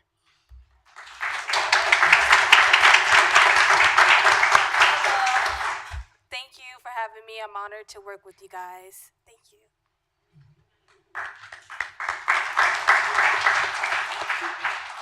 Antelope Valley College Foundation, Diane Knippel. So I've got some good news tonight, and Pamela, thank you for the kind words about the wine walk. We had the most successful wine walk we have ever had. Not as well attended because the weather was kind of messy, but we have netted a little over $38,000, highest ever. So I want to thank my staff, the team, the attendees. We just had a great time. It's always fun to meet new people and see some old good friends as well. And then thank you again for the scholarships. You guys have funded 4 scholarships this year because the market was good, along with CMSA and classified. We gave over $357,000 in scholarships to the largest number of students ever. And so much so that poor Emily in my office is having to figure out how to fit them all into the meet and greet this coming Friday. So those that don't have donors coming in, we're asking them, just do your video, you don't have to come. And so I think we're managing it pretty well. So anyway, just thank you again, trustees, for your support, and to the staff here for all the support. And remember, we had our two dogs, Astrid and Astro, the AI robotic dogs at the Wine Walk event. And Denny, who along with two other students, wowed the audience a bit. The money that we raised there helped fund those dogs is for faculty grant programs. And so Denny this time says next year maybe we'll have a humanoid instead of just a dog. So we'll see what happens in the application process. Thanks again, really appreciate it. Thank you. And board, that event is Friday morning at 9 o'clock at the Hellenic Center. So we did present 4 scholarships, so if you'd like to show up, I'm sure the students will be happy. Office of Superintendent President, Dr. Zalat. Thank you. I did mention earlier about the award that our Marketing and Public Information Office, along with the digital campaign, was awarded. And Alejandro, is your whole team here? Would you like to introduce everyone? Yeah. Yep, please.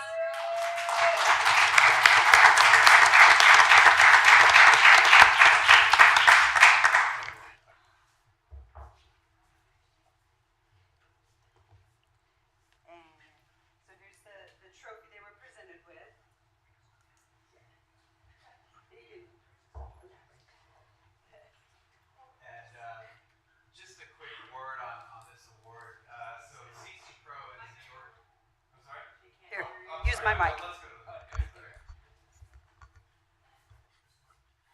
I figured I was loud enough, but so this is a big award. It's a statewide award. CC Pro is the organization for community college public relations professionals, so up and down California.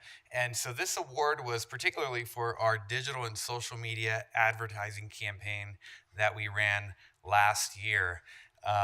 And the reason we won the award wasn't because the ads looked pretty. It was because there was hard evidence that they generated millions of impressions, tens of thousands of clicks, and tens of thousands, most importantly, to what you were asking earlier, conversions. The conversions for this campaign were defined as 2 things. 1, we allowed folks to express an interest in requesting more information. So there was the option basically where if they're not convinced, they've seen the ad, they've seen the information on our landing page, and they just feel like they need to learn more about the college before they can click the Apply Now button. And so that was one of the conversions that they considered.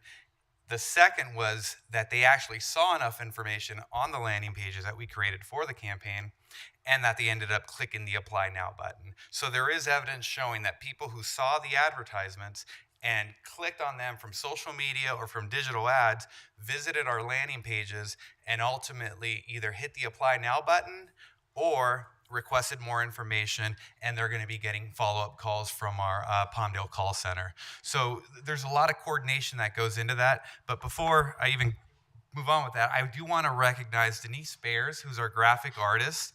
She did a lovely, if you guys saw the race car earlier, what wasn't mentioned is that Denise designed that race car and the welding trailer. The race car she did like in a matter of 4 or 5 days because we were trying to make sure that the car made it to the Poppy Festival. And so I do want to acknowledge Denise is such...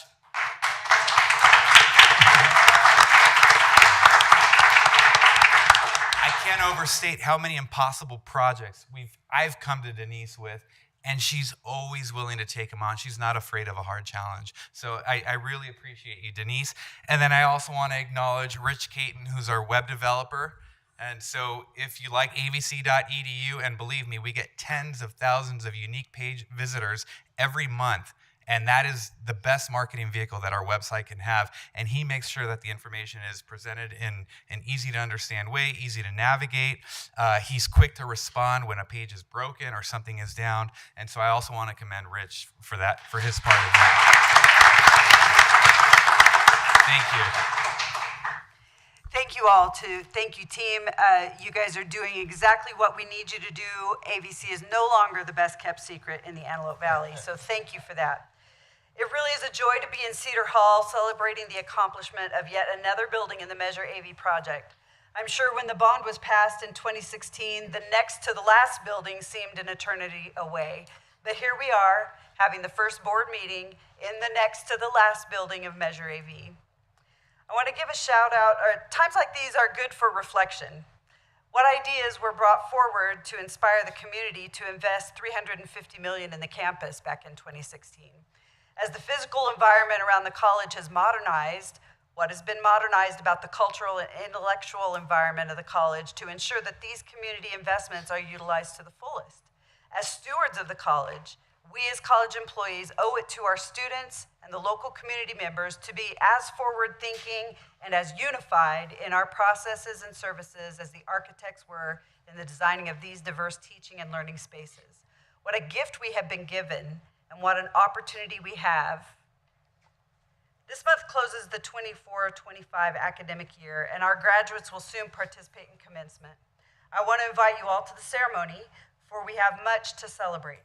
We have over 900 students registered for graduation, and I am told that the weather will be perfect and no wind. So, in the last few weeks leading up to the close of the semester, we have opportunities to make lasting difference in the lives of our students and our community. Let's make sure to offer encouragement to all we encounter. Let's make sure to practice empathy as we work together to get these students across the finish line. I want to share a quote from the late Pope Francis that inspires me to continue our pursuit of service. Rivers do not drink their own water. Trees do not eat their own fruit. The sun does not shine on itself, and flowers do not spread their fragrance for themselves. Living for others is a rule of nature. We are all born to help each other, no matter how difficult it is. Life is good when you're happy, but it's much better when others are happy because of you. Let's finish strong and leave each person better than when we met them. Thank you. Thank you. Board member comments. Ms. Salazar. I just want to thank everyone for the really nice comments. Thank you. Thank you. Mr. Reeves. I want to welcome Christy. Welcome to the board, Christy. I want to thank the ASO presidents, past and present, for your work. Thank you, Leadership Academy, for the incredible presentation and all you do. In response to Ms. Ford, who said classified doesn't get recognition, I want to say that classified has the cleanest restrooms in the world on this campus. And thank you. And I want to leave tonight with a thought about Allison Catlin, who was a reporter for the Antelope Valley Press. She and Julie was a dynamic duo of the Antelope Valley Press. Sadly, Allison passed away, but I had the honor of working with her when she covered the hospital board. I was on the board and also as a speaker periodically. She was a great reporter, and I miss her dearly. Thank you. Thank you. Ms. Gaines?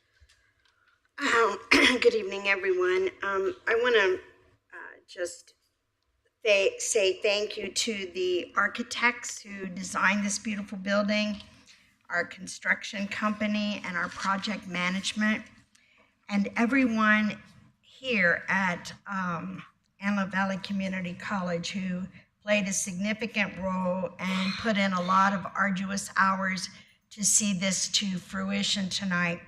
I remember back in 2016, and we weren't sure if the community would support us on this bond, and they overwhelmingly supported us. And this building is a building that will be here for many, many, many decades to come. And so I just want to say thank you to everyone who was responsible for that. Christy, welcome. I know that Anthony is graduating and moving on, and so welcome to the board. I'm sure you're going to do an amazing job.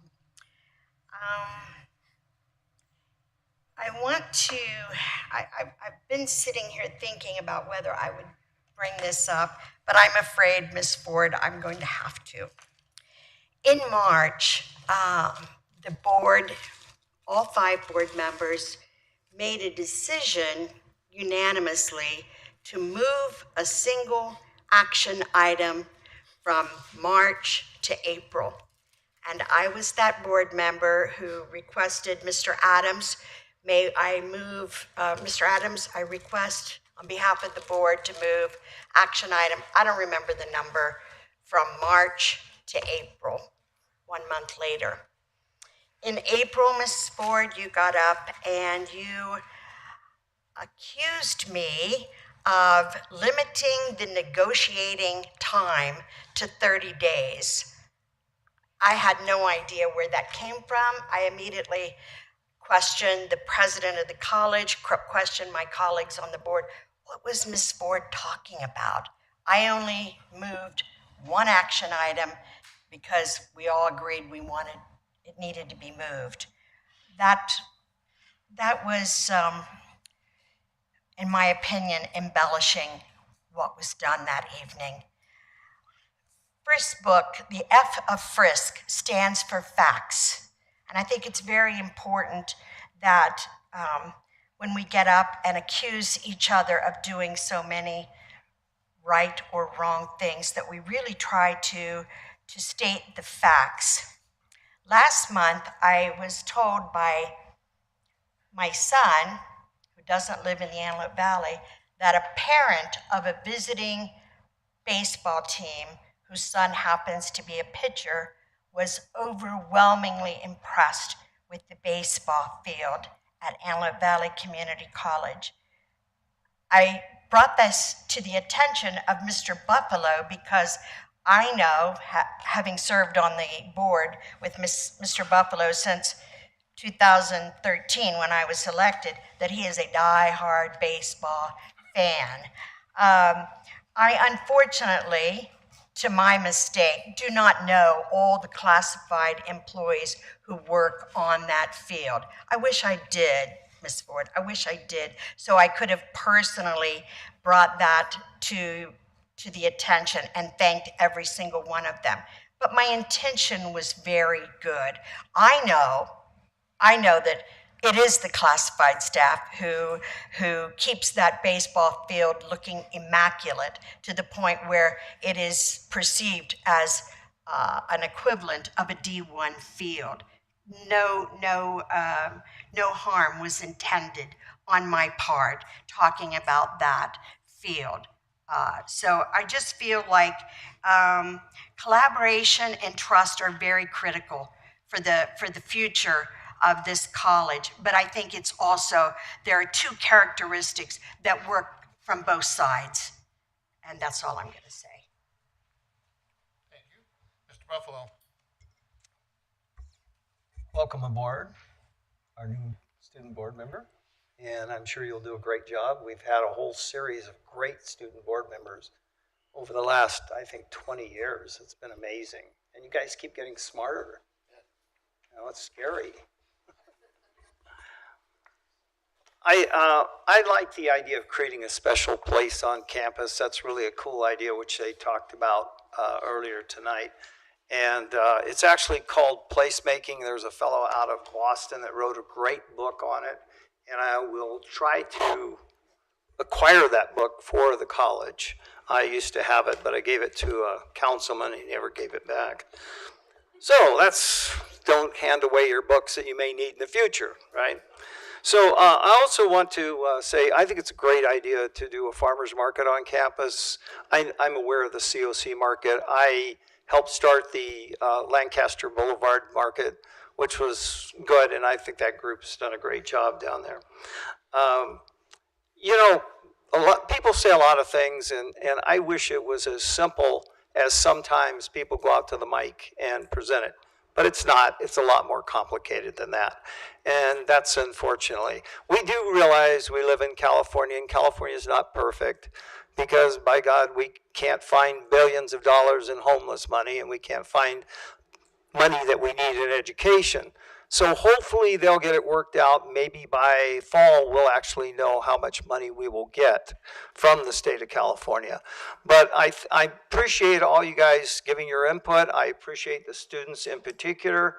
And I thought the wine walk was great. I'm still waiting for my margaritas and chips and guacamole, but it's something to ask for every year. Thank you. Thank you.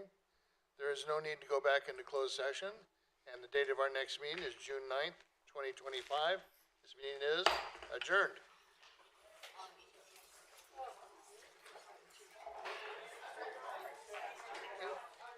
Oh, thanks. I have to tell you, there are zombie books on my Kindle, and I always read it when I'm on the plane. So every time I travel, I just feel like I'm traveling.